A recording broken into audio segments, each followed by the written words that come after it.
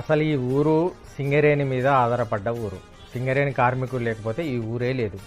మరి 70 సంవత్సరాల నుంచి ఉన్న ఇక్కడ నివాస సముదాయాలు ఏవైతే సింగరేణి కొట్టున్నారో ఎవరు కూడా టచ్ చేయని, అంటే అది సింగరేణి ఏరియా, ఇది మున్సిపల్ ప్రాంతము, ఇది జనరల్ ప్రాంతము అన్న ఒక డీవియేషన్ ఉన్న కాడ సింగరేణి ప్రాంతం అయితే ఏందండి, తీసేయండి, అవుట్ చేయండి, కబ్జా పెట్టండి అని 693లో పోచమ్మ మైదానం ఎట్లా ఖాళీ అయిన తర్వాత పట్టదారు పట్టుకొచ్చిండో, ఈ 686 సర్వే నంబర్లో ఇప్పుడు క్వార్టర్స్ ఏదైతే ఉన్నాయో 82 క్వార్టర్స్ అవి తీయడానికి ఒక కుట్ర జరుగుతున్నది.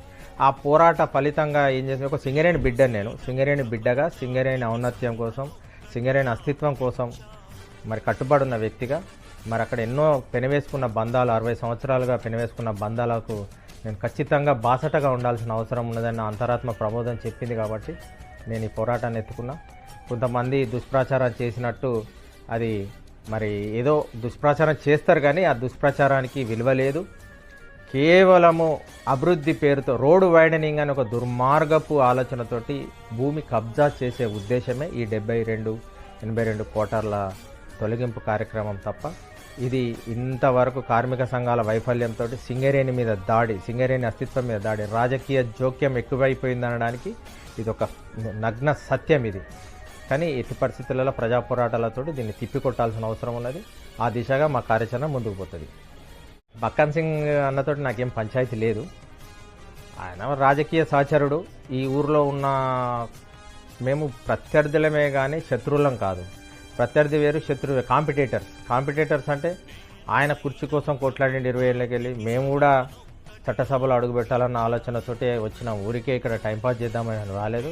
పూర్తి స్థాయిలో ఢిల్లీ యూనివర్సిటీలో చదువుకొని మరి 15 సంవత్సరాలు విద్యార్థి నాయకత్వం చేసి ఇక్కడ 5 సంవత్సరాలు కార్పొరేటర్గా చేసి దాన్ని ఎన్లార్జ్ చేస్తాం తప్ప డీప్రమోట్ చేసుకోం కదా. చేయాలన్న ఆలోచన ఉంటుంది, రాజ్యాకాంక్ష ఉన్నది. ఆ విధంగా రాజ్యాధికార దిశగా వెళ్తున్నాము. మాకు రాజయోగం ఉన్నది కాబట్టి కార్పొరేటర్ అయినాం. తప్పకుండా అప్పుడు కూడా కార్పొరేటర్ అయితే ఎవరు విశ్వసించలేదు. రేపు పొద్దున చట్టసభలు అడుగుపెట్టడానికి కూడా అందరు చూస్తారు. కాకపోతే ఏంటంటే కొద్దిగా టఫ్ ఫైట్ నడుస్తుంది. ఇదివరకు ఉన్నంత ఫేర్ పాలిటిక్స్ లేవు. ఫేర్ పాలిటిక్స్ అంటే ఇదివరకు కొంత ప్రతిపక్షంకి గొంతుకు వినిపించే అవకాశం ఉండేది. ఇప్పుడు ఈ మధ్యకాలంలో ప్రతిపక్షాన్ని అణచివేయడము, పరవ్యక్తి సహనం కోల్పోవడము, వాళ్ళ చాటుగా వినడము, వ్యక్తి స్వేచ్ఛను హరించడము, ఇలాంటి దుర్మార్గాలు జరుగుతున్నాయి. కానీ మరి దీన్ని అధిగమించాలి. నాకు ఎమ్మెల్యే గారితో ఏం వ్యక్తిగతమైన శత్రుత్వాలు ఏం లేవు. కాకపోతే నేను అప్పుడు ఎలక్షన్ టైంలో అనాల్సిన కారణం ఏంటిదంటే, మేమంతా రాజకీయంగా ఇక్కడ నేను 2010లో ఢిల్లీ యూనివర్సిటీ విద్యాభ్యాసం ముగించుకొని 2010లో వచ్చిన. 2010లో వచ్చినప్పటి నుంచి నేను ఏ రోజు కూడా సెలవు తీసుకోలేదు ఈ ఊరినే పట్టుకొని ఉన్నాను. చాలామంది అన్నారు ఢిల్లీ నుంచి గల్లీకి ఎందుకు పోతున్నామని. అరే నా ఊరు, నా అస్తిత్వము, నా పెనవేసుకున్న బంధాలు, పుట్టింది తిన్నే గిట్టే తిన్నే అని చెప్పేసి డిసైడ్ అయ్యి ఇక్కడికి వచ్చినాం. ఇక్కడికి వచ్చి పనిచేస్తూ మేమేమో ఇక్కడ ఎన్ని బాధలు ఉంటాయి పబ్లిక్ అఫైర్స్లో అంటే, పొద్దున్న లేస్తే ఫోన్పేలు, గూగుల్ పేలు, మానవ సంబంధాలన్నీ ఆర్థిక సంబంధాలే.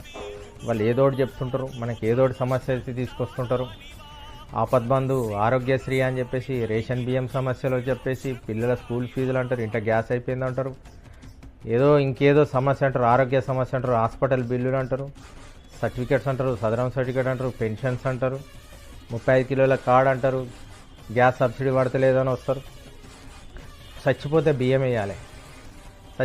బియ్యం వేయాలి, అంతిమయాత్రకు పోవాలి, డప్పులకు పైసలు ఇవ్వాలి, 11వ రోజుకు పోయి కార్యక్రమాలు నిర్వహించాలి.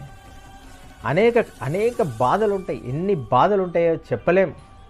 పబ్లిక్ అఫైర్స్లో వినాయక చవితి చందాలు ఇవ్వాలి, ట్రాక్టర్ పెట్టాలి, బ్యాండ్కు డబ్బులు ఇవ్వాలి, ప్రసాదాలు చేయించాలి, దుర్గాదేవి వస్తుంది, బతుకమ్మ పోటీలు వస్తాయి, సంక్రాంతి ముగ్గుల పోటీలు చేయాలి, హోలీ వస్తుంది, న్యూ ఇయర్ కేకులు పంపాలి.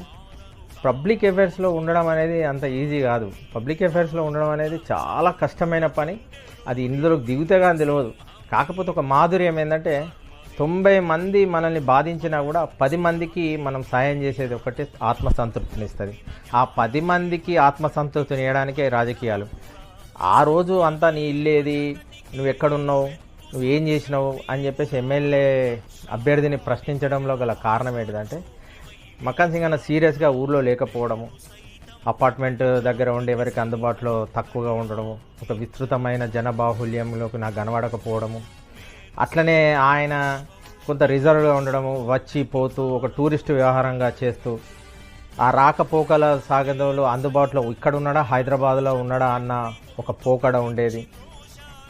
ఇక్కడ మేమంతా బ్లడ్ పెట్టి రాజకీయాలు చేస్తూ ఇక్కడ ఇంత అంగలారుస్తూ ఇక్కడ ఇంత అక్కడిక్కడ అడుక్కొచ్చి వీళ్ళని గుడి హ్యూమర్లో తీసుకొచ్చి రైస్ మిల్లర్ దగ్గర బియ్యము కిరాణా షాపులకు చెప్పి డాక్టర్లను బతిలాడుకుంటూ ఏదైనా పంచాయతీ పోలీస్ స్టేషన్ గీసు రకరకాలమైన మానవీయ సంబంధాలను నిర్మించుకుని మేము పోతే హఠాత్తుగా వీళ్ళు పారాచూట్ వేసుకొని వచ్చి ఎమ్మెల్యే ఎట్లయితారు అన్న ఆక్రోశం నాకు ఉండేది.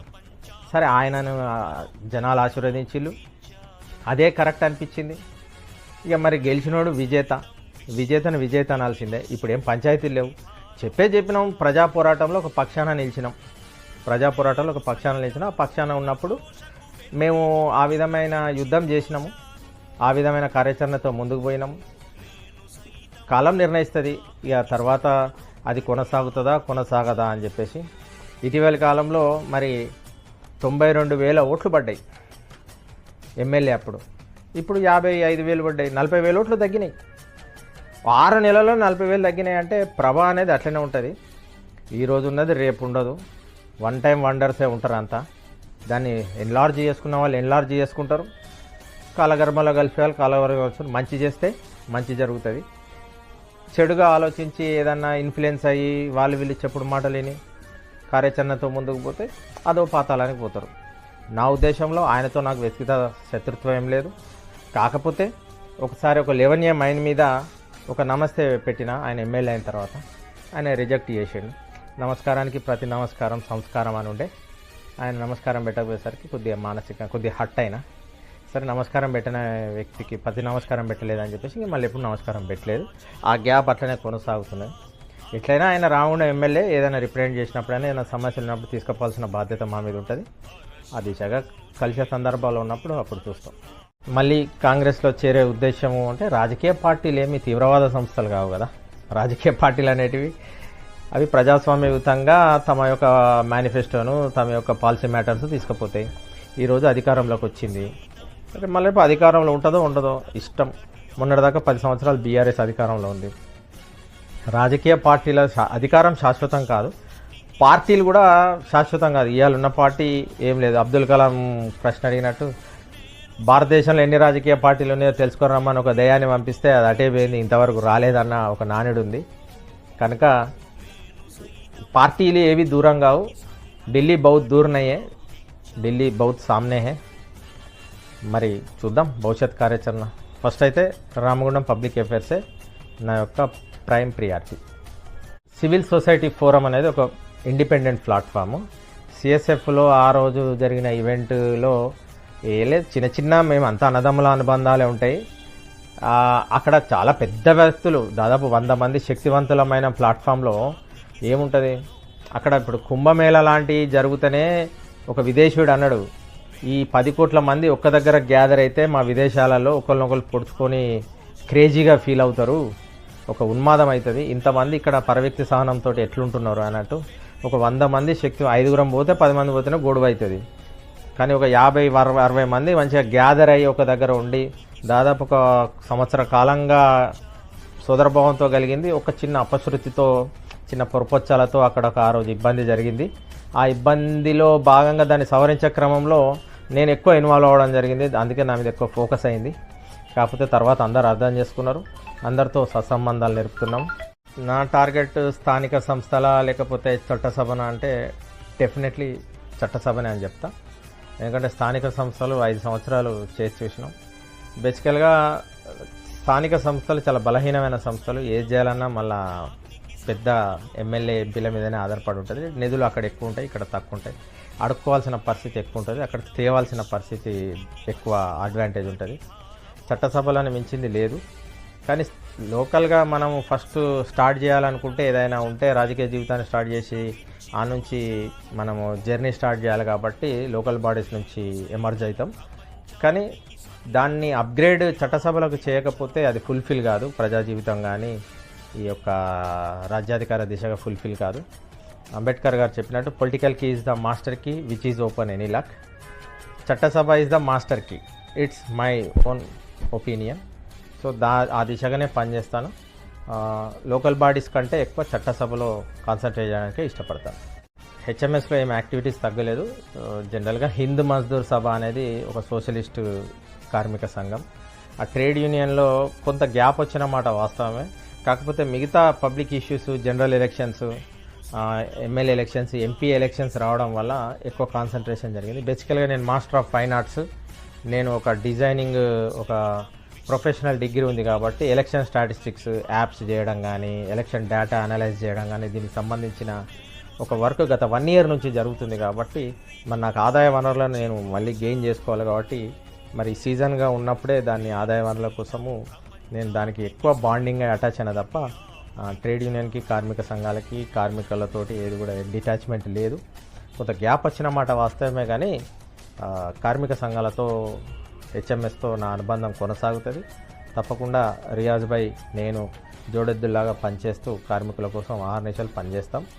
కార్మిక సమస్యలు, ఎందుకంటే రాజకీయ జోక్యం ఎక్కువైంది. ఇప్పుడే ఎక్కువ ప్రభావవంతంగా, ప్రగతిశీలంగా పనిచేయాల్సిన అవసరం ఉన్నది కార్మిక సంఘాల్లో. అంటే 2010 నుంచి నేను ప్రజా జీవితం ఇక్కడ పనిచేసాను. దాదాపు 14 సంవత్సరాల నుంచి. 2014లో ఇక్కడ నేను మొదటిసారి ఎమ్మెల్యే వాళ్ళతోటి వాళ్ళ పాలసీ మ్యాటర్, టీఆర్ఎస్ గవర్నమెంట్ అధికారం వచ్చినతోటి వాళ్ళ పాలసీ మ్యాటర్తో విభేదించదగింది. ఫస్ట్ పోచమ్మ మైదానం కబ్జా 2014లో జరిగినప్పటి నుంచి గొడవలు స్టార్ట్ అయినాయి, అల్లర్లు స్టార్ట్ అయినాయి, ఉద్యమాలు అవి స్టార్ట్ అయినాయి. మీకు ఒక విచిత్రమైన విషయం ఏంటంటే 2014 నుంచే నా మీద ఎఫ్ఐఆర్లు స్టార్ట్ అయినాయి. అంటే నేను ఎవడైనా గెలవకముందు ఎఫ్ఐఆర్లు అయితే కానీ గెలిచిన తర్వాత ఎఫ్ఐఆర్లు కావు. గెలిచిన తర్వాత నా మీద అక్రమ కేసులు బనాయించడం జరిగింది. అది గుట్టలాగా పెరిగిపోతూ ఒక రకమైన స్ట్రాటజికల్గా నన్ను ఒక డిమోరల్ చేసే ప్రయత్నం జరిగింది. కానీ అప్పుడు సోమర సత్యనారాయణ గారి హయాంలో కేసులైనాయి, మాజీ ఎమ్మెల్యే చందర్ హయాంలో జరిగినాయి. ఇప్పుడు నా మక్కన్ సింగ్ గారు పుణ్యాత్మ న్యాయంలో కూడా మరి కేసులు అవుతున్నాయి. ఇది ఎంత దూరం పోతుందో కానీ సరే, జైలుకు పోవడము, కేసులు కావడము అనేదాన్ని నేనేమో దాని భయభ్రాంతులకు గురయ్యే సమస్య లేదు, అంత వీక్ అయ్యే సమస్య లేదు. గుండె ధైర్యము, ఆత్మనిర్భరం ఉన్నది. తప్పు చేయనంత కాలం నేనేం పాకెట్ మారి చేయలేదు, జేబు దొంగలు చేయలేదు, ఎవరిని అత్యాచారం చేయలేదు, ఎవరిని చంపలేదు, ఏం ల్యాండ్ గ్రాబింగ్ చేయలేదు, ఏం స్మగ్లింగ్ చేయలేదు, ఎటువంటి చట్ట వ్యతిరేక కార్యక్రమాలు చేయలేదు. కేవలం ప్రశ్నించడం వాళ్ళకు కంటగింపుగా ఉన్నది. నా యొక్క ప్రశ్నించడం అనేది చాలా హై పిచ్లో ఉంటుంది, హైపర్ యాక్టివ్లో ఉంటుంది. కాబట్టి వాళ్ళకు మింగుడు పడకపోవచ్చు. కాకపోతే నా యాటిట్యూడ్ నాదే. నా యాటిట్యూడ్ తోటే నేను కొనసాగుతా. ఎంత దూరం తీసుకెళ్తుందో చూస్తా. నా యొక్క పోరాటం కొనసాగుతుంది. స్టేట్, రాజ్యం ఎవరి చేతిలో ఉంటుంది? అప్పటి పాలకుల చేతిలో ఉంటుంది. ఇక వాళ్ళ చెప్పినట్టు స్టేట్ అంటే పోలీస్ ఉంటుంది. పోలీసుకు నచ్చని పనులు, అంటే రాజ్యానికి నచ్చని పనులు పోలీసుల ద్వారా మరి అణచివేయాలనే ఉద్దేశంతో ఉంటుంది. కాబట్టి నాపై నమోదైన కేసులు ఏ ఒక్కటి కూడా వ్యక్తిగతమైనవి కావు, పర్సనల్ హామ్ చేసినవి కావు, ఏ వ్యక్తిని తన్నినవి, గుద్దినవి, చంపినాయో లేకపోతే ఇంకేదైనా మోసం చేసినాయో ఇంకేదో చేసింది కాదు. కేవలం ప్రశ్నించింది. నువ్వు ఎందుకు పనిచేస్తలేవు అని ఎంఆర్ఓని అడగడము, నువ్వు ఎందుకు పనిచేస్తలేవు అని పోలీసు వాళ్ళని అడగడము, నువ్వు ఎందుకు దౌర్జన్యం చేస్తున్నావు అని అడగడము, నీకు ఏ హక్కు ఉన్నదని అడగడము, దీన్ని నిరసిస్తున్నా, ఇది తప్పు, ఇది తప్పు, ఇది తప్పు, ఈ పాలసీ మ్యాటర్ తప్పు, నేను వినము, ఇది తిరస్కరిస్తున్నాం, మేము ఇది ఆపుతాము, ఇది జరగనివ్వము, ఇలాంటి వాటి మీద కేసులు పెడితే డెఫినెట్లీ ఎన్నిసార్లైనా జైలు పోవడానికి సిద్ధంగా ఉన్నా తప్ప ఏమైనా అయ్యకినను. నా అంతరాత్మ ప్రబోధము, నా పవిత్ర హృదయము ప్రజా జీవితం సంకల్పంలో వెన్నుదిరగని మడమ తిప్పని పోరాటం నేర్పింది. ఆ విధంగానే ముందుకు పోతా తప్ప, నా అంతరాత్మ ప్రబోధం చెప్పిన ప్రకారమే పోతా తప్ప ఎవడో బెదిరించి లేకపోతే నేను అణిచివేస్తా అనేది ఒక్తా అంటే అంత వీక్ పర్సన్ ఇక్కడ ఎవరు లేడు. ఇక్కడ స్ట్రాంగ్ పర్సన్ ఉన్నాడు, వెరీ స్ట్రాంగ్. వీక్ అయితేనేమో ఎగ్జిస్ట్ అవుతాడు, కానీ మేము ఎగ్జిస్ట్ అయ్యే రకం కాదు. నిజమే, 2010లో మేము క్రియాశీల రాజకీయాలకు వచ్చి దాదాపు 3-4 సంవత్సరాలు ప్రజా జీవితంలో ఒక డివిజన్ ఎంచుకొని ఇండిపెండెంట్గా విజయం సాధించిన తర్వాత ఒక హైప్ క్రియేట్ అయింది. అరే వీడు కొత్తగా వచ్చిండు. జనరల్గా ఇక్కడ ఉన్న వాళ్ళంతా డిష్ల నుంచో లేకపోతే ఇంకేదైనా డబ్బులు పంచో, దాదాపు 30 మంది కార్పొరేటర్లు డిష్ ఆపరేటర్లు ఉంటారు. వాళ్ళకి ఎక్కువ అడ్వాంటేజ్ గెలవడానికి డిష్ల ద్వారానో లేకపోతే ఇంకో ద్వారానో గెలుస్తుంది. కానీ నాదొక స్టైల్. నేను అప్పటిదాకా లేని ప్రజా జీవితంలో పబ్లిక్ అఫైర్స్లో ఏ విధంగా పనిచేయాలి, ఆర్డీఓ తోటి, ఎంఆర్ఓ తోటి, విఆర్ఓలతోటి, ఆర్ఐలతోటి, మున్సిపల్ కమిషనర్ తోటి, హాస్పిటల్లల్లా, పోలీస్ స్టేషన్లల్లా, ఏదైనా విద్యా సంస్థలలో సీట్లు ఇప్పించుడు, కాలేజీలు సీట్లు ఇప్పించుడు, ఏదైనా ప్రాబ్లమ్ సాల్వ్ చేసుడు, సర్టిఫికెట్లు ఇప్పించుడు, సాధారణ సర్టిఫికెట్లు ఇప్పించుడు, అనేక కార్యక్రమాలు, వెల్ఫేర్, సంక్షేమం, గ్యాస్, 35 కిలోల కార్డు, ఇంకేదన్నా వాళ్ళకి ఏదైనా పర్సనల్ సమస్య ఇచ్చినా కూడా నేను వాళ్ళకు ఒక కేర్ టేకర్ లాగా, ఒక మెంటర్ లాగా పనిచేసింది. ఇండిపెండెంట్గా గెలిపించిన తర్వాత ఇది కంటగింపుగా మారింది. వీని ఇట్లనే చేస్తే వీడు అందరినీ ఓవర్టాక్ చేసి అందరినీ కబలిస్తాడేమో అని చెప్పేసి వాళ్ళ అభద్రతా భావంతో కొంతమంది నా వ్యతిరేకులు జత కట్టి నన్ను అణచివేయాల ఉద్దేశంతో కొన్ని కేసులు పెట్టిళ్ళు. ఆ కేసులు పెట్టి ఖర్చుల ఒక కేసు పెడితే లక్షల రూపాయలు ఖర్చులు కావాలి. దాదాపుగా కేసులు పెట్టడం వల్ల నేను వాటి న్యాయ పోరాటం ఎదుర్కొనే క్రమంలో ఏకంగా ఎల్ఎల్బీఏ చేయాల్సి వచ్చింది. ఎల్ఎల్బీ చేసినా కూడా మరి ఆ కార్యక్రమంలో పోతున్న సందర్భంలో డౌన్ఫాల్ అనేది ఏం లేదు, అప్ అండ్ స్టైర్స్ ఉంటాయి, కానీ వాటినే విజయాలుగా మలుచుకొని మరి ముందుకు పోవాల్సిన కార్యాచరణను ముందుకు తీసుకుపోతున్నా. ఈ దిశగా నేను విజయలక్ష్మిని ముద్దాడుతానని ఆశాభావం. ఎల్ఎల్బి చేసి ప్రాక్టీస్ చేయకపోవడానికి గల కారణము అంటే ఏం లేదు. ఈ ఎల్ఎల్బి పూర్తయ్యే సమయంలోనే పీడీ యాక్ట్ కేసు పెట్టడము, అక్రమంగా ఎవడో తోటవేణు అనే వ్యక్తి నేను అనే వ్యక్తిని చూపించి ఆంధ్ర పోలీసులు తీసుకెళ్లడము, అదంతా డిస్టర్బెన్స్ అయిన తర్వాత 1-2 సంవత్సరాలు ఎల్ఎల్బి డిస్టర్బ్ అయింది. తర్వాత మళ్ళీ ఎల్ఎల్బి పూర్తి చేయడం జరిగింది. అంటే ఇప్పుడు నేను ఎల్ఎల్బి చేసిన లాయర్ని, నేను ఎల్ఎల్బి చేసిన వాళ్ళని లాయర్ అంటారు, ప్రాక్టీస్ చేసే వాళ్ళను అడ్వకేట్ అంటారు. నేను లాయర్ అయినా కానీ అడ్వకేట్ కాలేదు.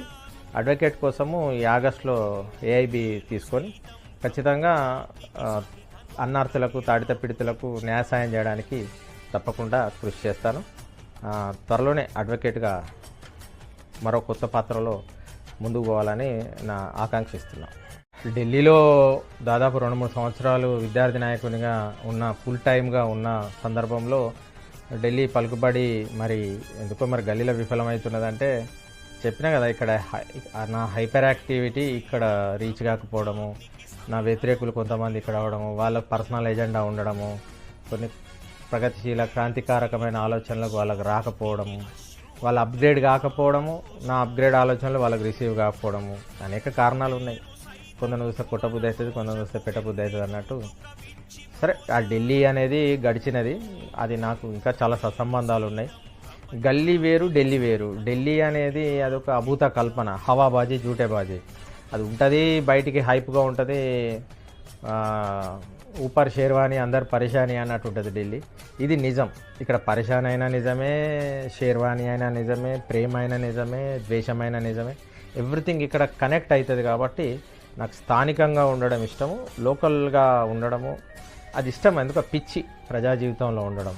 అయితే చాలామంది ఇదే డైలాగ్ కొడతారు, నాకు ప్రజలంటే పిచ్చి, ప్రజలంటే పిచ్చి అని. కానీ పూర్తి స్థాయిలో వాళ్ళు నకిలీ వేషాలు వేస్తూ ఏదో షార్ట్ టైమ్గా ఉంటూ కానీ దాన్ని పెద్దగా పిక్చరైజేషన్ చేస్తుంటారు. నేను పూర్తి స్థాయిలో ప్రజల్లో ఉన్నట్టు. కానీ పూర్తి స్థాయిలో ప్రజల్లో ఉండడం అనేది అని ఏంటిదంటే వాళ్ళ ఇష్యూస్ తీసుకురావడం, అందరికీ కంట అవ్వడము, ఇన్ని కేసులు అవ్వడము, ఇది అవ్వడము, ఇదే కులబద్ద తప్ప పెరగన్నం దీని లోపల ఉన్నోనికి ఏం కాదు, బంద్ కమరేలో ఉన్నోనికి ఏం కావు.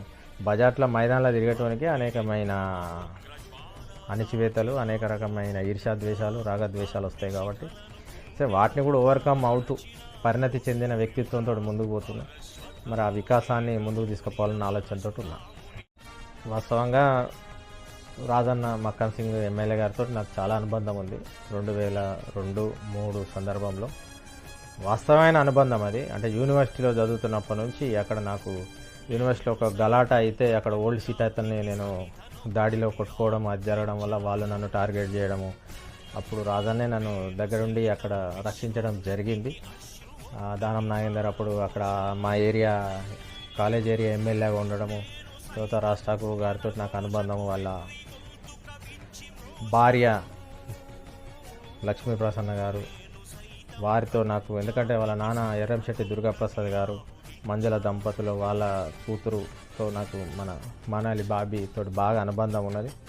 వాళ్ళు బేసికల్గా కాపు కమ్యూనిటీ, నేను కూడా కాపు కాబట్టి కొద్దిగా అటాచ్మెంట్ ఎక్కువ ఉండేది. చాలా రోజులు ఉన్నా కానీ ఎప్పుడు నేను స్వతంత్ర భావాలతో ఇండిపెండెంట్గా పనిచేసేవాడిని. ఎప్పుడు నా మైండ్లో, నా బ్యాక్ ఎండ్లో నా భవిష్యత్తు, నా కార్యాచరణ చూసుకుంటాను. నేను అందరూ అనుకున్నట్టు మక్కన్ సింగ్ గారికి నేను అనుచరుని కాదు, సహచరుని. అనుచరుడు అంటే ఫాలోవరు, సహచరుడు అంటే అసోసియేట్. అంటే ఒకే రకమైన భావజాలము, ఒకే రకమైన ఆలోచన దిశగా, ఒకే రకమైన టార్గెట్ను ఛేదిస్తూ పోయే క్రమంలో ఈ రామగుండంలో క్లాష్ అయినాం. యాక్చువల్గా రాజన్న పెద్దపల్లి కాన్సన్ట్రేషన్ చేసినప్పుడు నేనే వాల్ రైటింగ్ అదంతా రాపిచ్చి చేసిన. రామగుండంలో రావడంతో పంచాయతీ స్టార్ట్ అయింది తప్ప పెద్దపల్లిలో రాజన్న ఉంటే నన్ను డెఫినెట్లీ రామగుండంలో రాజన్న ఆశీర్వదించేవాడు. సరే, ఒక ఊరిలో రెండు కత్తులు దూరవు. కాలక్రమేణా ఎవరి నాయకత్వం ఇప్పుడు ఆయనకు అవకాశం వచ్చింది, ఆయన కూడా సహకరించాలి. మేము సహకరించకుండా ఏం కాళ్ళ కట్టలు పెట్టే రకం కాదు. కొన్ని పాలసీ మ్యాటర్స్ కొంతమంది ఆయనని ఇన్ఫ్లుయెన్స్ చేస్తూ ఆయనకు రాంగ్ ఫీడింగ్ ఇచ్చడం వల్ల, ఆయన తప్పుగా కొన్ని డిసిజన్ తీసుకోవడం వల్ల మేము ఎదురు తిరగాల్సి వస్తుంది. ఈ వాతావరణం ఎంత తొందరగా పోతే అంత మంచిది. తర్వాత క్రియాశీలకమైన సలహాలు సూచనలు ఇవ్వాలి. ఇప్పుడు ఎమ్మెల్యే గారు కాబట్టి ఈ నియోజకవర్గంలో రామగుండంతో నాకు పంచాయతీ ఉన్నది కాబట్టి రామగుండంలో వారితో పనులు చేయించాల్సిన సందర్భాలు ఉన్నాయి, వారికి సూచనలు ఇవ్వాల్సిన సందర్భాలు ఉన్నాయి, లేఖలు రాయాల్సిన సందర్భాలు ఉంటాయి. అనేక రకాల ఒడిదొడుకులు కానీ అనేక రకాల నిజాలను, సత్యాలను, వాస్తవాలను వారి దృష్టికి తీసుకుపోయాల్సి ఉంటుంది. రియాలిటీనితో పని చేయించుకోవాల్సి ఉంటుంది. అందరం రామగుండం కోసమే కమిటెడ్ అయి ఉన్నాం కాబట్టి మరి దాన్ని ముందుకు తీసుకుపోవాలి. కాబట్టి భవిష్యత్ కార్యాచరణ కొంత సాఫ్ట్గానే కొనసాగాలని ఆకాంక్షిస్తున్నా. వారు కూడా అర్థం చేసుకోవాలి, వారితో నాకు పంచాయతీ ఏం లేదు. కేవలం క్రియాశీలంగా ఇప్పుడు 72 కోటర్ల పంచాయతీ ఉన్నది. ఆ కోటర్ల పంచాయతీ అనేది ఏంటిదంటే ఆయన డిసిజన్ తప్పు అంటున్నా నేను. నీకు రోడ్డు వైడనింగ్ చేయగానే అక్కడ షాపింగ్ కాంప్లెక్స్ కడితే విఫలమైన ప్రయత్నము, అది రాణించదు. 72 షాపులు అందులో ఉన్నాయి ఇప్పటికే ఐడిఎస్ఎంటీ కాంప్లెక్స్లో. అవి తెరవకుండా ఏదో ప్రైమ్ ప్రియారిటీ అనేది షాపింగ్ల కోసం కాకుండా ఉపాధి కోసము ఇంకో దానికోసం పెట్టాలి. బహుశా ఆయనకు రాంగ్ ఫీడింగ్ చేసినట్టున్నది. ఇక్కడే లంకేబడి క్లాషెస్ అవుతున్నది. త్వరలోనే దీనికి తెరపడుతుందని నేను ఆశిస్తున్నాను. ఎమ్మెల్యే రాజ్ ఠాకూర్ గారికి నాకు కాంగ్రెస్లో కొంతమంది కామన్ ఫ్రెండ్స్ ఉన్నారు. నూతి శ్రీకాంత్ కానీ, మా యొక్క ప్రీతం అన్న కానీ, ఇప్పుడు SCCL chairman, SC corporation chairman, అట్నే రోహిత్ చౌదరి ఇప్పుడు తెలంగాణ కాంగ్రెస్ ఇన్ఛార్జ్. మాకు యూనివర్సిటీలో మేము కలిసి పనిచేసిన వాళ్ళము. ఆయన ఢిల్లీ యూనివర్సిటీ, నేను జవహర్లాల్ నెహ్రూ యూనివర్సిటీ. సో ఇట్లా కలిసి పనిచేసిన నేపథ్యం ఉంది కాబట్టి కొంతమంది क्यों ऐसा क्यों चल रहा है, कुछ ना हाइपर क्यों चल रहा है, ऐसा क्या है, कुछ मामला सब ठीक है, सब अच्छा है ना बोल के बता रहे. కాకపోతే చూడాలి. అయోధ్య మా మధ్య శత్రుత్వాలు లేవు. ఫస్ట్ ఆఫ్ ఆల్ శత్రుత్వాలు ఏం లేవు. రాజన్న ఆత్మీయుడే, బాబీ ఆత్మీయురాలే. కాకపోతే ఏంటంటే ఈ రాజ్యాధికార దిశగా ఈ యొక్క పబ్లిక్ అఫైర్స్లో ఏమవుతుందంటే చుట్టూ భూమిగూడినలతోటి ఒక రకమైన బ్యాడ్ ఎక్స్పీరియన్సెస్ వస్తాయి, ఇన్పుట్స్ వస్తుంటాయి. దానివల్ల ఇంకేదో లేయర్స్ కప్పబడి ఉంటాయి. ఆ లేయర్స్ను మనం ఓవర్కమ్ చేయలేము. అట్లనే స్వాభిమానాన్ని చంపుకోలేము. స్వాభిమానంతో ముందుకు పోవాలా. ఒక్క వరలో రెండు కత్తులు దూరవు. కాకపోతే ఏంటంటే ఇక మరి మనం కాలానికి వదిలేసి కాలక్రమేణా ముందుకు పోవాల్సిన అవసరం ఉన్నది. వాస్తవంగా నాకు మంత్రి శ్రీధర్బాబు గారితో సోదరభావం ఉంది. వాస్తవంగా ఆయన నన్ను తమ్మునిగా అడాప్ట్ చేసుకున్నాడు. మా మధ్య చాలా రోజుల నుంచి పరిచయం ఉన్న ఇటీవలి కాలంలో నా మీద పోలీసులు అణచివేత కార్యక్రమం ప్రారంభించి బీఆర్ఎస్ ప్రభుత్వంలో చేసినప్పటి నుంచి నా మీద పూర్తి స్థాయిలో సాఫ్ట్ కార్నర్ ఉండి చాలాసార్లు నాకు ధైర్యం చెప్పి నాకు వెన్నుదాన్ని ఇచ్చాడు. కార్పొరేషన్ ఎన్నికల్లో కూడా 31 డివిజన్ టికెట్ ఇచ్చి మకాన్ సింగ్ గారు దానికి సహాయపడ్డారు. కొంతమంది కాంగ్రెస్ వ్యతిరేకులు వ్యతిరేకించినా కూడా ఆర్కే గార్డెన్స్లో ఉన్నప్పుడు కాంగ్రెస్తో కొనసాగాలని చెప్పేసి నాకు వెన్నుదన్నుగా ఉండి ఆయన స్వయంగా గెలిపించాలి అని చెప్పేసి సేవ చేస్తున్నాడని చెప్పేసి వాయిస్ ఇచ్చిన ఒక గొప్ప మనసు శ్రీధర్బాబు గారిది. శ్రీధర్బాబు గారితో నాకు సంబంధాలే ఉన్నాయి. నేను కాంగ్రెస్ పార్టీని వీడి బీఆర్ఎస్లో చేరుతున్నప్పుడు కూడా 20 నిమిషాలు ఫోన్ చేసి మాట్లాడిండు. రాజ్ ఠాకూర్ అన్న ఫోన్ చేయలేదు నాకు. ఒక్కసారేమో ఫోన్ చేసిన అటెంప్ట్ చేసిండు కానీ నాకు ఫోన్ చేయలేదు. కానీ శ్రీధర్బాబు గారు 20 నిమిషాలు వేణు అన్నాడు. దానికి పాతిపేలు రవాణానే సాక్ష్యము. ఆయన అప్పుడు అక్కడే ఉన్నాడు కాబట్టి ఇప్పుడు ఆయన ప్రస్తావన చేయాల్సి వస్తుంది. 20 నిమిషాలు మాట్లాడి వద్దు, మన భవిష్యత్తు పార్టీ వస్తుంది, ఇలాంటి వాళ్ళ అవసరం ఉన్నది అని చాలాసేపు చెప్పిండు. కానీ బేసికల్గా నా లెక్క రామగుండంతో కాబట్టి ఇక నేను ఎక్కువసేపు ఆలోచించలేదు. On behalf of public interest, public affairs, ఇక్కడ ఉన్న ఆకాంక్షలు వాళ్ళ యొక్క ఆశాజనకంగా పోవాలి కాబట్టి రామగుండమే ప్రియారిటీ కాబట్టి ఇక మిగతా అదంతా ఆలోచించకుండా నా భవిష్యత్తును నిర్మించే క్రమంలో, నా స్వాభిమానాన్ని చంపుకోవద్దనుకునే క్రమంలో పార్టీని వీడాల్సి వచ్చింది. శ్రీధర్బాబు గారు ఎప్పుడైనా కూడా నాకు ఆత్మీయులే, వారు మా మంత్రి, వారితో పనిచేసుకోవాలి. నేను మంత్రి కాన్స్టిట్యున్సీ కమాన్పూర్ గుండారం కాబట్టి, మా పుట్టినూరు తల్లిదండ్రుల ఊరు కాన్స్టిట్యున్సీ కాబట్టి వారితో నాకు సత్సంబంధాలు ఉంటాయి. అట్లనే నాకు అందరితో సత్సంబంధాలు ఉన్నాయి. అక్కడ పుట్టమదన్నతో కూడా నాకు సత్సంబంధాలే ఉన్నాయి. పుట్టమదన్న అంతా ఒక బహుజన నాయకత్వము అది ఇది మాట్లాడుతున్న క్రమంలో ఆయనతో సత్సంబంధాలు ఉన్నాయి. ఎవరితో శత్రుత్వమే మేము లేదు. ఇదేమో రాయలసీమ ఫ్యాక్షన్ కక్షలు కావు, లేకపోతే ప్రజా జీవితంలో ఉన్న ప్రతి వాళ్ళు ఆరాధనీయులే. కాకపోతే అధికారం ఉన్నప్పుడు, అధికారం లేనప్పుడు ఒక రకమైన ప్రియారిటీస్ ఉంటాయి. వారితోటి పని తీసుకోవడము, లేకపోతే వారు వెన్నదనగా ఉండడం అనేది ఆధారపడి ఉంటుంది తప్ప ఓవరాల్గా అయితే నాకు వాస్తవంగా కాంగ్రెస్తో సత్సంబంధాలే ఉన్నాయి. పెద్దపల్లి ఎంపీ వంశీకృష్ణ గారికి హృదయపూర్వకమైన శుభాభినందనలు ఆయన ఎంపీగా గెలిచినందుకు. అంటే ఒకటి రెండు సందర్భాలలో వారి పెళ్ళికి నేను పోయిన సందర్భం కానీ, తర్వాత ఒకటి రెండు సందర్భాలలో ఉప ఎన్నికప్పుడు వరకు ఆయన చెన్నూరులో పోటీ చేసినప్పుడు, వివేక్ గారు పోటీ చేసినప్పుడు ఒకటి రెండు సందర్భాలలో ఎలక్షన్ సంబంధించిన డేటా కానీ దానికి సంబంధించిన కొన్ని చర్చ జరిగిన క్రమంలో ఒకటి రెండు సార్లు మాట్లాడడం జరిగింది. వారి భార్య కూడా అంటే మా సామాజిక వర్గం మున్నూరు కాపు, మా సామల వేణు వాళ్ళ మామగారు సామల వేణు గారు నాకు బాగా మిత్రుడు. మా కమ్యూనిటీ ఆర్గనైజింగ్లో చాలా కలిసి పనిచేసినాము. వారి కూతురునే మన వంశీ గారు చేసుకున్నారు. సో ఈ మున్నూరు కాపు దళిత సామాజిక వర్గము ఒక ఆదర్శ వివాహంగా ఉన్నది కాబట్టి వారు నాకు దూరమేం కాదు, కలిసి సత్సంబంధాలే ఉన్నాయి. ఆ విధంగా ఒక బాండింగ్స్ ఉన్నాయి, కొన్ని భావుకతలో ఉన్నది కాబట్టి మన ఎంపీ కాబట్టి ఇప్పుడు ఎంపీతో సత్సంబంధాలు లేకుంటే ఎట్లా? ఏదైనా సిఎస్ఆర్ నిధులు కానీ లేకపోతే ఇంకేదైనా ఫండింగ్ పెట్టడం కానీ, నేను ప్రజా జీవితంలో నా దృష్టికి వచ్చింది ఏదైనా తీసుకురావాలన్నా కూడా ఎంపీ ల్యాడ్స్ నిధులను తీసుకోవాలని అంటే సత్సంబంధాలే ఉండాలి. నేను చెప్పినట్టు రాజకీయాల్లో శాశ్వత శత్రువులు ఉండరు, శాశ్వత మిత్రులు ఉండరు. ఆర్జీవన్ జీఎం గారితో నాకేం పంచాయతీ ఉంటుంది? పాపం ఆయన ఒక ఉద్యోగస్తుడు, ఆయన కొన్ని లిమిటేషన్స్ ఉంటాయి. నేను ప్రజా జీవితంలో ఉన్నా, నేను అన్లిమిటెడ్గా నా యొక్క ఫ్రీడమ్ ఆఫ్ ఎక్స్ప్రెషన్ చేస్తా. ఆయన కొన్ని ఆంక్షలు నియంత్రణలు ఉంటాయి. కాకపోతే ఏంటంటే ఎన్నడూ జరగకుండా అప్పనంగా అప్పగించేది సింగరేణి ఏదైతే ఉందో ఇంతవరకు ఏ జీఎం సంధియలేదు. ఏ జీఎం సంధియంది ఈ మహానుభావుడు పెద్దగా సంధించి పొలిటికల్గా దాన్ని పేరు తెచ్చుకోవాలనో లేకపోతే ఏదో ప్రాపకం కోసమో మేరుబాని కోసమో ఇంటి గుట్టును బయట పెట్టిండన్న కొంత అసంతృప్తి నాకు జీఎం గారి మీద ఉంది. ఆయన అంటాడు నా చేతులు కట్టివేయబడ్డాయి, నేనేం చేయాలి? చేతులు కట్టివేయబడడానికి అంత పెద్ద సీట్లో కూర్చోవడానికి అది అసాసినేషన్ మాట తప్ప వేరే ఏది లేదు. నేను ఏం చెప్పిన ఒక సింగరేణి బిడ్డగా మీరు సింగరేణిని ఈ పాలసీ మ్యాటర్లో వ్యతిరేకిస్తున్నాం, క్వార్టర్స్ తొలగింపు తప్పు, రోడ్డు వేడని ఇంకా పరిమితం కావాలి, దీన్ని ఇట్లా చేయొద్దని జీఎం గారికి హితవు చెప్పిన. హితవు చెప్పే క్రమంలో నువ్వు నన్ను అగ్రెసివ్గా చేస్తున్నావు, నువ్వు నా కింద కుర్చీ కింద ఒత్తిడి చేస్తున్నావు, ఇది చేస్తున్నావు అని అంటున్నాడు తప్ప అసలు మా ఆర్ద్రతను రీచ్ అవుతుందా? ఆన్ బిహాల్ఫ్ ఆఫ్ కార్మికులు, కార్మిక కుటుంబాలు, పెనవేసుకున్న బంధాలు, డిపెండెంట్ క్వార్టర్సు, మరి అక్కడ ఎన్నో బాధలు ఉంటాయి. దళితులు 25 మంది కుటుంబాలు ఉన్నాయి, వాళ్ళు ఎస్సీ కమిషన్ ఆశ్రయించాలి. ఇదంతా తీసుకెళ్తూ కోల్డ్ స్టోరేజ్లో పెట్టు, రాజకీయ నాయకులు ఒత్తిడి చేస్తారు, వాళ్ళదేమున్నది? ఒక కంపెనీ, నువ్వు ఒక కేర్ టేకరు, ప్యాటర్న్వి, దీన్ని నువ్వు ముందుకు తీసుకుపోవాలని అంటే ఇటీవల కాలంలో కొంత మెత్తబడేదో ప్రపోజల్ పంపు, నేను అక్కడి నుంచి పంపుతా, నీది అక్కడికి పంపుతా, వాళ్ళది వింటా నీది వింటా అని చెప్పేసి ఒక మాట అనుకొచ్చిండు. ఆయన మీద అగ్రెసివ్గా పోవాల్సిన అవసరం లేదు. ఆయన ఒక చిన్న జీవి, ఆయనే ఇవ్వాలి కాకపోతే రేపు రిటైర్ అవుతాడు, చేసే జీవితాన్ని గడిపే వ్యక్తి. నాకు ఇంకా 40 సంవత్సరాల భవిష్యత్తు ఉన్నది. ఈ సందర్భంలో ఆయన నన్ను ఎన్నో హోదాలలో చూసే పరిస్థితి ఉంటుంది. ఆయన కుర్చీని నేనేమో టార్గెట్ చేయలేదు, కానీ ఆయనకి హితవు చెప్తే ఆయన వినిపించుకునే పరిస్థితి లేదు. బహుశా ఇందులో లేయర్లు కప్పుబడి ఉండవచ్చు, ఎన్నో లేయర్లు ఉన్నాయి. ఇక మరి ఒక రకమైన సైతాన్ని ఆవరించినప్పుడు మనం ఏం చెప్పినా చేయదు, దానికి భూత వైద్యమే పరిష్కారం కావచ్చు. చూద్దాం కాలం ఏం నిర్ణయిస్తుందో. ఆర్జీవన్ జీఎం గారితో కానీ ఎస్ఎస్ఓ గారితో ఎవరితో నాకు వ్యక్తిగత పంచాయతీలు లేవు. సింగరేణి నాకు సిఎండి బలరాం గారే నాకు టైం ఇచ్చి చెప్పు వేణు ఏంది నీ బాధ అంటే నేను చెప్పి ఆన్ బిహాల్ఫ్ ఆఫ్ కార్మికుల గురించి చెప్పడం జరిగింది.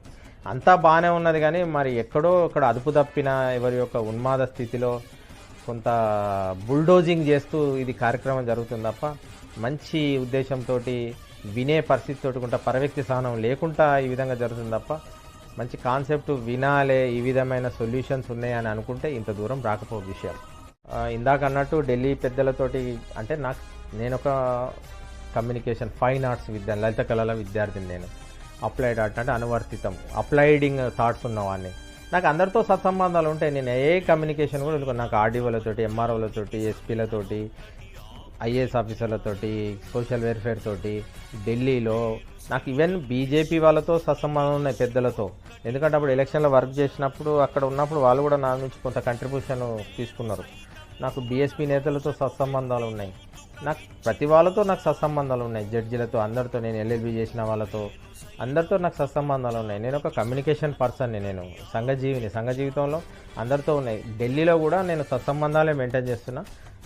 సెప్టెంబర్లో ఢిల్లీ యూనివర్సిటీ ఎలక్షన్స్ ఉంటాయి. ఈ ఆగస్టులో పిలిచారు హెల్ప్ డెస్క్ అడ్మిషన్ సందర్భంగా కొన్ని గైడ్లైన్స్ ఫ్రేమ్ చేయమని చెప్పేసి పిలిచారు. నేను బేసికల్గా ఢిల్లీలో సెప్టెంబర్లో జరిగే ఎలక్షన్స్కి ఇప్పుడు నాకు యూనివర్సిటీలో 70 క్యాంపస్లు ఉన్నాయి కాబట్టి, 60-70 క్యాంపస్లు ఉన్నాయి కాబట్టి నాకు పూర్తి అవగాహన ఉన్నది కాబట్టి ఢిల్లీ యూనివర్సిటీలో సౌత్ క్యాంపస్, నార్త్ క్యాంపస్, ఇట్లా క్యాంపస్లు ఉంటాయి కాబట్టి వాటి నా సేవలు తీసుకుందామని చెప్పేసి పిలుపు వచ్చింది. మేబీ వెళ్తాను కావచ్చు. అది కాంగ్రెస్ అనుబంధమా ఇంకో అనుబంధమా కాదు, నా ప్రొఫెషన్కు సంబంధించి నేను వెళ్ళాల్సిన అవసరం ఉంటుంది కాబట్టి అక్కడ కాంగ్రెస్ వాళ్ళు తారసపడతారు. వాళ్ళతో సత్సంబంధాలు, నా క్లయింట్స్ కాబట్టి నాకు సత్సంబంధాలు ఉండాల్సిన అవసరం ఉన్నది. ఇక్కడ రామగుండం పంచాయతీ కాబట్టి, ప్రజా జీవితం కాబట్టి ఇక్కడ ఈ పంచాయతీలు తెగాయి. కానీ మిగతాదంతా మంచి ప్లాట్ఫామే ఉన్నది, కానీ రామగుండంలోనే లంకెపడుతున్నది. రామగుండం బీసీ మేయర్ అని ఈ మధ్యకాలంలో వార్తలో చూశాను. బహుశా నాయన్ మదనయ్య గారు వార్తలో రాసింది, ప్రముఖంగా అచ్చయింది. కాకపోతే రామగుండం బీసీ అవుతుందా, ఇంకేదన్నా అవుతుందా, మహిళ అవుతుందా నాకు సంబంధం లేదు. కానీ నాకు స్థానిక సంస్థలు పెద్దగా ఇంట్రెస్ట్ లేవు. కాకపోతే రాజకీయ ఎగ్జిస్టెన్స్, ఉనికిని కాపాడుకోవడానికి ఒక ప్లాట్ఫామ్ను అందిపుచ్చుకోవాలన్న ఆలోచన తప్ప చట్టసభల మీదనే ఇంట్రెస్ట్ ఉన్నది. చట్టసభల కోసమే ఆలోచన చేస్తున్నాం. 256 పోలింగ్ బూతులను ఏ విధంగా చేయాలా, పొట్యాల, రాయదండి, ఈసాల, తక్కలపల్లి, మురుమూరు, ఎలకలపల్లి, లింగాపూర్, కుక్కలగూడూరు, గోలివాడ, బ్రాహ్మణపల్లి, జయ్యారం, పాలకుర్తి, ఈ పాలకుర్తి మండలము, అంతర్గం మండలము, 50 డివిజన్లను ఏ విధంగా పోవాలన్న ఆలోచనతోటే ఉన్నా. ఒకవేళ చూస్తే స్థానిక సంస్థలలో అదృష్టం పరీక్షించుకుంటాం. అవకాశాలు వచ్చినప్పుడు క్యాచ్ ద నియరెస్ట్ బస్ అన్నట్టు, if you want reach your destiny catch the nearest bus అన్నట్టు నియరెస్ట్ బస్సునే చూసుకుందామని ఆలోచనలో ఉన్నాం. చూద్దాం, అది కాలం నిర్ణయిస్తుంది. ఇప్పుడు చెప్పినట్టే ఎన్నో ఉన్నత చదువులు చదివిన చదువు అని కాదు ఇక్కడ లెక్క. డాక్టర్ చేసినోడు వైద్యం చేయడు. ఇక ప్రజా జీవితంలోకి వచ్చిన వాళ్ళు social engineering, the most serious science ఈ social science. The most serious science. ఇక సోషల్ సైన్స్లో అంటే అది చాలా పెద్ద సబ్జెక్టు. వైడ్ అని ఈర్ష్య, దేశాల అసూయ, ప్రేమ, ఒకేసారి ఉత్థాన పతనాలు, అతివృష్టి, అనావృష్టి అన్నీ ఉంటాయి. ఇక వాటిని ముందుకు పోవాల్సిన అవసరం ఉంటుంది తప్ప ఇక అంటే సెల్ఫ్గా మనమే సమాధాన పడాలి. రామగుండంలోనే తాడోపేడో తెలుసుకోవాలి కాబట్టి రామగుండమే నా బ్యాటిల్ గ్రౌండ్ కాబట్టి రామగుండంలో వ్యతిరేకులు ఉంటారు, అనుకూలులు ఉంటారు, అమాయక జీవులు ఉంటారు. రాజ్యం వీరభోజ్యం, ఆ వీరభోజ్యం రాజ్యంతో ఉంటుంది కాబట్టి రథమునుడే రాజు కాబట్టి నేను వెళ్తాను. రామగుండంలో నా యొక్క శక్తియుక్తులను ఉపయోగించుకుంటూ నేను ఖచ్చితంగా గెలుపు తీరాలను ముద్దాడడానికే ప్రయత్నిస్తున్నా. ఈ క్రమంలో ఏదైనా ఏ సత్సంబంధాలను నేర్పుతూ కాచుకొని కూర్చొని నన్ను నేను రక్షించుకుంటూ ప్రజలను రక్షిస్తూ ముందుకు పోవాల్సిన అవసరం. ఎందుకంటే దుర్మార్గమైన రాజకీయాలు మోపైనాయి ఈ రోజుల్లో. మరి వాటిని కూడా కాచుకొని కూర్చోవాలి కాబట్టి ఆ విధమైన కార్యాచరణతో ముందుకు. వాళ్ళు ఫ్యూచర్ ఆఫ్ రామగుండం అన్నప్పుడు future of Ramagundam, hope of Ramagundam, ఇంకేదో లీడర్, గ్రేట్ లీడర్, టైగర్, నేను ఇవన్నీ విశ్వసించాను. కర్మ చేస్తున్నా. భగవద్గీత కర్మ చేయమన్నది, రిజల్ట్ పక్కన పెట్టమన్నది. నేను ఫస్ట్ పని చేసుకుంటూ పోతున్నా. గత 14 సంవత్సరాల నుంచి ఇదే మెసేజ్ ఇచ్చిన. 3 ఎమ్మెల్యేలతోటి నేను లడాయి పెట్టుకొని ముందుకు పోతున్నా. నేను ఎవరికి మడమ తిప్పలేదు. నేను ఎప్పుడు లాలిచ్చి పడలేదు. ఏ రోజు కూడా ఒక తప్పు చేయలేదు. నేను అదే క్రమంలో ముందుకు పోతున్నా. ఇక ఫ్యూచర్ అని అంటే అది కాలం నిర్ణయిస్తుంది. అది కాలానికి వదిలేస్తా. ఫ్యూచర్ ఆఫ్ రామగుండంగానే ఉండాలన్న ఆలోచన ఉంది. ఎందుకంటే పుట్టిన ఊరికి సేవ చేయాలని అందరూ అనుకుంటారు కాబట్టి ఇక్కడ కూడా నాకు కొంతమంది సంఘ జీవిత మిత్రులు నన్ను ప్రోత్సహిస్తున్నారు కాబట్టి వాళ్ళకు కూడా నేను గెలుపు గుర్రంగా ఉండాలి కాబట్టి వాళ్ళ ఆకాంక్షల మేరకు నేను రీచ్ కావాలి కాబట్టి ఖచ్చితంగా నేను బాధ్యతాయుతంగానే ముందుకు పోతానని సంకల్పించిన. అదేవిధంగా ముందుకు పోతాను. దొంగలు అనేవాళ్ళు ఎస్కేప్ అవుతారు. మంచివాడు అనేటోడు ఎదురుగా నిల్చుంటాడు. సో వాట్ అంటాడు. జైలుకు పోవాల్సిన పరిస్థితి ఎందుకు వస్తుందంటే నేను జనరల్గా నేను లాలిచి పడను, అబద్ధం ఆడను. ఎస్, నేను అడిగిన క్వశ్చన్ చేస్తున్నా. నాకు లాబీ చేయడం తెలియదు, షాటుకు పోయి కాలు మొక్కడం తెలియదు, ఇంకో దగ్గర పోయి లాలిచి పడడం తెలియదు, డబుల్ గేమ్ ఆడడం తెలియదు, నాకు పోలీస్ స్టేషన్ పోయి పంచాయతీ చేయడం తెలియదు. పోలీస్ స్టేషన్ నేను ఎందుకు పోతా? పోలీసులతో నాకేం పని? పోలీసు వాళ్ళు ఇప్పుడు జైల్లో వార్డర్లు ఉంటారు, 4 లైఫ్లు పడ్డట్టు వాళ్ళకు. వార్డర్లు అంటే పాపం వాళ్ళు జీవితాంతం ఖైదీలతోటే ఉండాలి. మళ్ళీ ఇప్పుడు ఈ పోలీసులు అన్న ట్రాఫిక్ వస్తారు, ట్రాఫిక్ నుంచి ఇళ్ళకి పోతారు, ఎస్ఐబీలోకి పోతారు. కానీ జైల్లో ఉన్న వార్డర్లు అయితే జైల్లోనే ఉండాలి, ఖైదీలతోటే ఉండాలి. మొత్తం 30 సంవత్సరాలు వాళ్ళ సర్వీస్ అంతా ఖైదీలతోటే గడపాలి. రాజమండ్రి జైలా, సిద్దిపేట జైలా, లేకపోతే కామారెడ్డి జైలా, కరీంనగర్ జైలా, వరంగల్ జైలా అన్నట్టు ఉంటుంది. ఈ పోలీసు వాళ్ళకి ఇచ్చిన అధికారం ఎందుకంటే దుర్వినియోగం అయితే ఉంటుంది. పోలీసు వాళ్ళు ఏం చేస్తున్నారంటే తమ అధికారాన్ని ఈ చట్టసభలో ఉన్న ప్రతినిధులకు తాకట్టు పెడుతున్నారు. తాకట్టు పెట్టి వాళ్ళ అడుగులకు మడుగులు ఒత్తుతూ ఎవడైతే ప్రజా ఉద్యమాలు నిర్మిస్తాడో ఆ ప్రజా ఉద్యమాలను అణిచివేయడము, వాళ్ళకు వచ్చేది ఏంటంటే ఎఫ్ఐఆర్ రాయడము. ఈ ఎఫ్ఐఆర్ ఒక్కటి రాస్తారు, వాళ్ళు జడ్జిలు కాదు, జడ్జిమెంటు లేదు, వాళ్ళు మళ్ళీ కోర్టుకే నివేదించాలి. ఈ నల్లముఖం అవుతుంటాయి కోర్టులలో, కోర్టు కేసులు వాటిని ఫుల్ఫిల్ చేయలేక వాళ్ళకి పోలీసులు ఉంటారు, కోర్టు కానిస్టేబుల్స్ ఉంటారు, పబ్లిక్ ప్రాసిక్యూటర్, ఎవరికైనా శిక్ష ఇప్పించి వాడిని జైల్లో శాశ్వతంగా పెట్టాలా తప్ప ఏదో 4-5 రాతల గాకి గీకి వీడు ఇట్లా వాడు అట్లా అని క్రియేట్ చేస్తూ నా మీద ఏదో నేను రౌడీనని క్రియేట్ చేయడము. లేకపోతే ఎక్కడ ఇది వాళ్ళ పోలీసు వాళ్ళ కాంటాక్ట్ నాకు అవసరం లేదు. పోలీసు వాళ్ళతో ఇంతవరకు నేను ఎప్పుడు కూడా గొడవ పెట్టుకోలేదు, పోలీసు వాళ్ళ జోలికి పోలేదు. కానీ ఇటీవలి కాలంలో ఈ నిన్న మొన్న జరిగిన సందర్భాలలో అయితే పోలీసు వాళ్ళు ఎంబడబడాలనే మరి వాళ్ళే సంకల్పిస్తున్నారు. నాకు 10-11 ఎఫ్ఐఆర్లు చేసినా కూడా నేను ఏనాడు పోలీసులను నిందించలేదు. ఇదంతా రాజ్యం చేసిన కుట్ర, పొలిటికల్ వాళ్ళు ప్రెజర్ పెడుతున్నారు చేస్తున్నారు. కానీ పోలీసులు అత్యుత్సాహం కూడా ఎక్కువ అవుతున్నది. కొద్దిగా తగ్గాలి. వాళ్ళు ఇష్టం వచ్చినట్టు పిచ్చి పిచ్చి రాతలు, అబద్ధాలు, ఆత్మవంచన చేసుకొని చేస్తున్నారు. దాన్ని తీవ్రంగా ఖండించాల్సిన పరిస్థితి వస్తుంది. ఇక ముందు ఉపేక్షించేది లేదు. సర్వీస్ రికార్డులలో రాపిచ్చి పెన్షన్ రాకుండా చేసి అత్యంత నీకు మళ్ళీ సివిల్ పోలీసింగ్ రాకుండా చేసే పరిస్థితి కూడా ఉంటుంది. ఇవ్వడి తక్కువడు కాదు. నువ్వు చట్టం అయితే జ్యుడిషియర్ పెద్దది, కానూన్ కా హాత్ బహుత్ లంబా హోతా హై, కానూన్ గొప్పది. దాన్ని చట్టం నెత్తి మీద రేపు ఎక్కి పారి చేయాల్సిన వ్యక్తులం మేము. చట్టాన్ని నెత్తి మీద కూర్చుంటాం. ఇది కాదు లెక్క. రాజ్యాధికారం పబ్లిక్ ఇది. ప్రజలు తలుచుకుంటే చట్టం నెత్తి మీద కూర్చుంటే పెడతారు. ప్రజలు గొప్పవాళ్ళు, వాళ్ళ కోసం పనిచేస్తున్న వాళ్ళని అపహాస్యం చేస్తూ ఏదో అణచివేయాలన్న కార్యక్రమాన్ని చూస్తే మరి అబాస్ పాలవుతారు, మీరే అధోగతి పాలవుతారు. కొంతమంది పోలీసులకు చెప్తున్నా నేను, ఈ విధమైన అప్రజాస్వామిక చర్యలను, అన్కాన్స్టిట్యూషనల్ను పోకుండా మంచి పోలీసింగ్ చేయాలని విజ్ఞప్తి చేస్తున్నా. జైలుకు 100 సార్లు పోతా, నాకేం భయం లేదు. నేనేం వీక్ మైండ్ని కాదు, స్ట్రాంగ్ మైండ్. నేను గట్స్ ఉన్నోని. నేను మానసికంగా స్ట్రాంగ్గానే కంక కట్టాను. నాతోటి ఎవరు నన్ను ఏం అణిచివేయరు. నేను నా గెలుపు ముద్దాడేదాకా నేను ఎంత పెద్ద అణచివేతనను ఎదుర్కోవడానికి సిద్ధము. నేను ఎంత దూరం పోవడానికి న్యాయ పోరాటానికి సిద్ధం. న్యాయస్థానాలు గొప్పవి. చట్టం లాలుచిపడుతుంది కావచ్చు, కానీ న్యాయస్థానం ఎన్నడూ లాలుచిపడదు. అది కాన్స్టిట్యూషనే ప్రమాణం, అంబేద్కర్ రాసిన రాజ్యాంగం ప్రమాణం. కాబట్టి దానికి శిరస్సు వంచి ఇంతవరకు జరిగిన అణచివేతలన్నింటినీ కోర్టు ద్వారానే కొట్టేయించుకున్నాను. కాబట్టి కోర్టులు అంటే నాకు నమ్మకం. వీళ్ళ కాంటాక్ట్ సర్టిఫికేట్ నాకు ఏం అవసరం లేదు. వీళ్ళనే సెక్యూరిటీగా పెట్టుకునే పరిస్థితులు వస్తాయి రేపొద్దున. నేను గోదావరికని బిడ్డను. గోదావరికని నడి చౌరస్తాలో హాస్పిటల్లో పుట్టిన బిడ్డగా ఈ ఊరితో నాకు పేగుబంధం ఉన్నది. నా లెక్క ఈ ఊరితోటే, ఈ నియోజకవర్గంతో.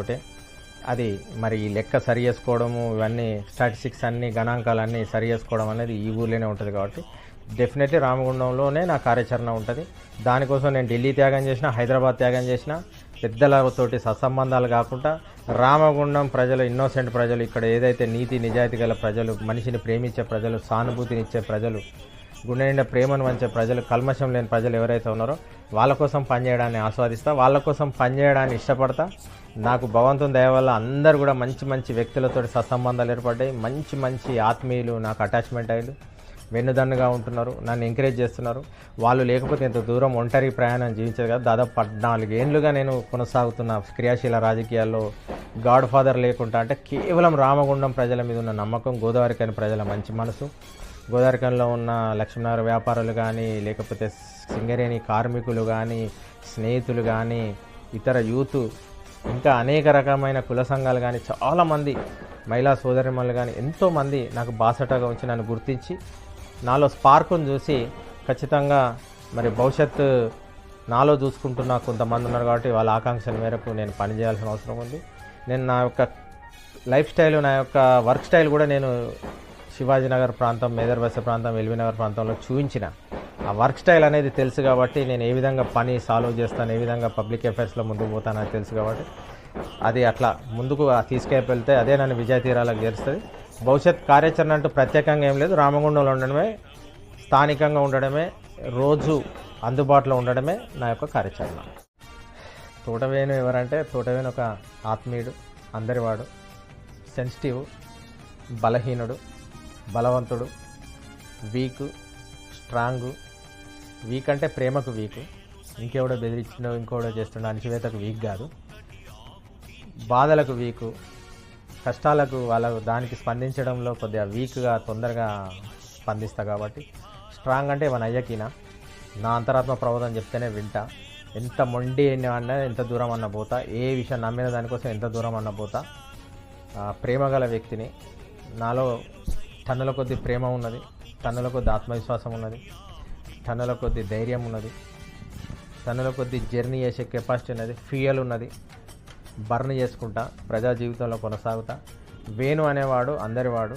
వేణు అనేవాడు అందరూ అనుకున్నట్టు ఒక స్క్రీన్ నాణ్యాన్ని వైపు ఉన్నట్టు అబ్బో డేంజరు అబ్బో అంటే ఓకే, ఒక సాధువు చెప్పినట్టు పాము కరవద్దు కానీ బుసగొట్టాలి. బుసగొట్టకపోతే మరి దాన్ని పుల్లలు పెట్టి దాన్ని ఇట్లా గెలుపుతుంటారు. కాబట్టి ఎవరికి ఎట్లా ఉండాలో అట్లా ఉంటా. నేను ఒక పెద్ద సివిల్ సొసైటీ ఫోరం సిఎస్ఎఫ్ అని చెప్పేసి ఒక 100 మంది శక్తివంతుల ప్లాట్ఫామ్లో ఒక కీలకంగా వ్యవహరిస్తున్నా. నేను ఎందుకు సిఎస్ఎఫ్ అంటే సివిల్ సొసైటీ ఫోరం అనేది అంత పెద్ద వ్యవస్థలో అంతమంది ప్రముఖులు ఉన్న దాంట్లో నేను ఉన్నా అంటే మరి నేను ప్రేమగల వ్యక్తినే కాబట్టి నన్ను సొసైటీ స్వీకరిస్తుంది.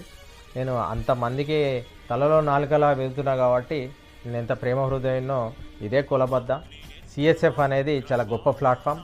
ఆ గొప్ప ప్లాట్ఫామ్లో నేను కొనసాగుతూ మరి అందరితో సత్సంబంధాలు పెట్టుకుంటున్నా. రేపు సిఎస్ఎఫ్ కూడా నన్ను విజయ తీరాలకు చేర్చడంలో ఒక భాగమే ముందుండి నడిపిస్తుంది. మంచి పరపతి గల సంస్థలో నేనున్నా. నేను ఒక మంచి సామాజిక శాస్త్రవేత్త, నేను ఒక మంచి సోషల్ రిఫార్మర్ని, నేను ఒక సోషల్ ఇంజనీరింగ్ తెలిసిన వ్యక్తిని. నాకు వైద్యం అయితే తెలుసు, పబ్లిక్ అఫైర్స్ని ఏ విధంగా హ్యాండిల్ చేయాలి, ఏ విధంగా దానికి సొల్యూషన్ వెతకాలి, వాళ్ళ సైకాలజీ ప్రకారం ఏది వేయాలి, ఏది మోసం, ఏది అబద్ధం, ఏది నిజం, ఏది అనేది గుర్తెరిగినోడిని, మర్మం ఎరిగినోడిని. రేపొద్దున మంచి రామగుండం సేవ చేయాలని, మంచి ఒక ప్రజాప్రతినిధిగా ముందుకు పోవాలని చెప్పేసి ఇంకొంత నిరంతరం పబ్లిక్ అఫైర్స్లో ఉంటూ మరి నాకు వచ్చిన విద్యను అందరికీ తీసుకుపోయి మరి అందరినీ ఒక మంచి సమాజ స్థాపన కోసం ముందుకు పోవాలని చెప్పి ఒక క్రమశిక్షణ గల సైనికుగా పోవాలని చెప్పేసి ఉంటున్నా. ఈ సందర్భంగా నా వ్యతిరేకులకు కానీ, నా అనుకూలకు కానీ, నా శ్రేయభిలాషులకు కానీ అందరికీ ఉదయపూర్వకమైన నమస్కారం తెలియజేస్తూ, దయచేసి ఏమున్నా కూడా మీలో తమ్మునిగా సహచరునిగా నన్ను గుర్తించి మరి ముందుకు పోవాలి. కానీ ఇంకేదో సాఫ్ట్వేర్లు పెట్టుకొని, ఇంకేదో సైతాన్ని పెట్టుకొని ఏదో పెట్టుకుంటే అందరూ గర్భంలో కలిసిపోవాల్సిన వాళ్ళే. కానీ కాలమే నిర్ణయిస్తుంది ఎవరి ఎదుగుదలకి ఏంటిదనేది. కనుక దయచేసి అందరికీ కూడా ప్రేమ హృదయంతో ఉండాలని చెప్పేసి, ఒక ప్రేమ హృదయంతో ఉండాలని మిమ్మల్ని అందరినీ అభ్యర్థిస్తూ ఈ ఇంటర్వ్యూ ఇచ్చినందుకు మీతో అందరికీ నమస్కారం.